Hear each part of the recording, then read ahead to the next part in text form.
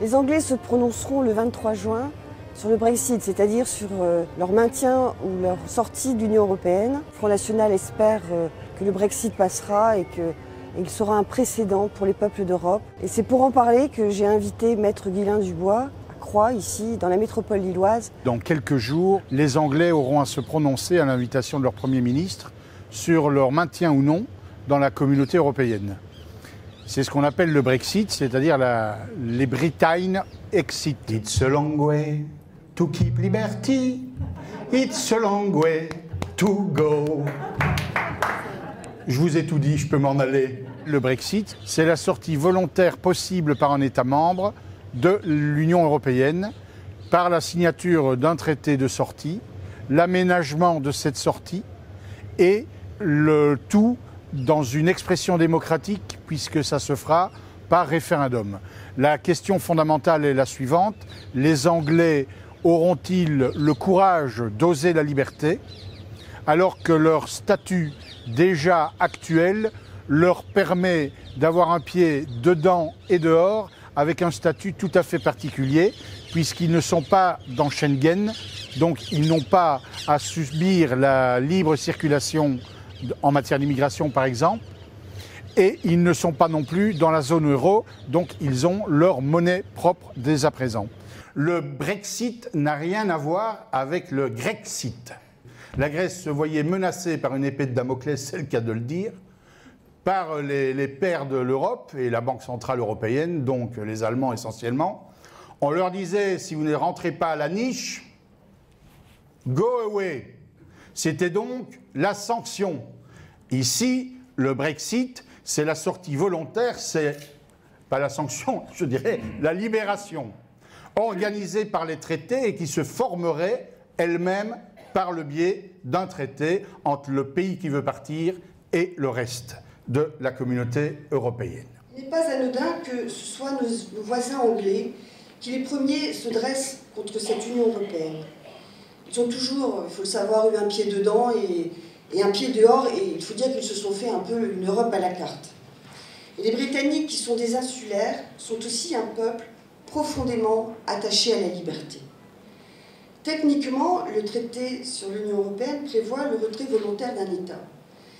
S'il est juridiquement possible de quitter l'Union européenne, par contre, il est juridiquement impossible, ça il faut le savoir, de quitter l'euro.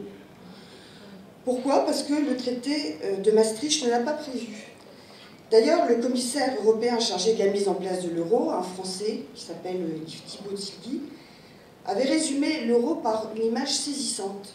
L'euro, eh bien, c'est une autoroute sans sortie. Il y avait une forte demande de gens intéressés par la question européenne dans le Nord sur le Brexit. Qu'est-ce que c'est? Pourquoi? Comment? Qu'est-ce que ça entraînera comme conséquence si les Britanniques sortent de l'Union européenne? Et donc, on a considéré qu'il était nécessaire qu'une députée européenne, Sylvie Godin, vienne parler avec le groupe Europe des Nations et des Libertés de cette question fondamentale. On verra si nos amis britanniques ouvrent le chemin en sortant de l'Union européenne, mais je pense même que l'arrivée aux responsabilités de Marine Le Pen sera un signe suffisamment fort pour que Bruxelles plie, pour que Bruxelles négocie, pour que Bruxelles accepte d'entendre la voix du peuple français, qui est la voix de la souveraineté. C'est une soirée pédagogique, d'explication, de dialogue, d'échange sur le Brexit, puisque demain, si les Britanniques sortent de l'Union européenne, ce ne sera évidemment pas comme hier. Ce seront donc des nuances supplémentaires, des droits supplémentaires, des libertés supplémentaires qu'ils vont pouvoir acquérir, à savoir décider qui vient ou non sur leur sol, réduire de manière graduelle les droits sociaux pour les réserver in fine aux nationaux seuls, le droit d'offrir du travail par priorité aux nationaux, ça c'est le volet, j'allais dire, immigration. Au niveau économique, c'est de sortir du carcan des lois européennes qui, à leurs yeux, briment les entreprises. Au niveau monétaire, c'est effectivement de pouvoir sortir de la contribution à l'Europe et de la récupérer puisqu'ils, comme la France, donnent plus à l'Europe qu'ils n'en reçoivent. Et au niveau diplomatique, c'est de retrouver pleinement et à leur profit exclusif leur vertu militaire puisque l'Angleterre est le seul pays actuel de l'Europe, j'allais dire occidentale, à avoir une armée efficiente et pérenne. Et c'est encore garantir leur droit de rester bien sûr au Conseil de sécurité des Nations Unies et de rester les alliés privilégiés des États-Unis à leur profit, entre guillemets, exclusif. Pour passer peut-être enfin à une autre Europe, une Europe des nations et des libertés, respectueuse des peuples, des souverainetés nationales, mon plus grand souhait, c'est que la Grande-Bretagne dise oui au Brexit.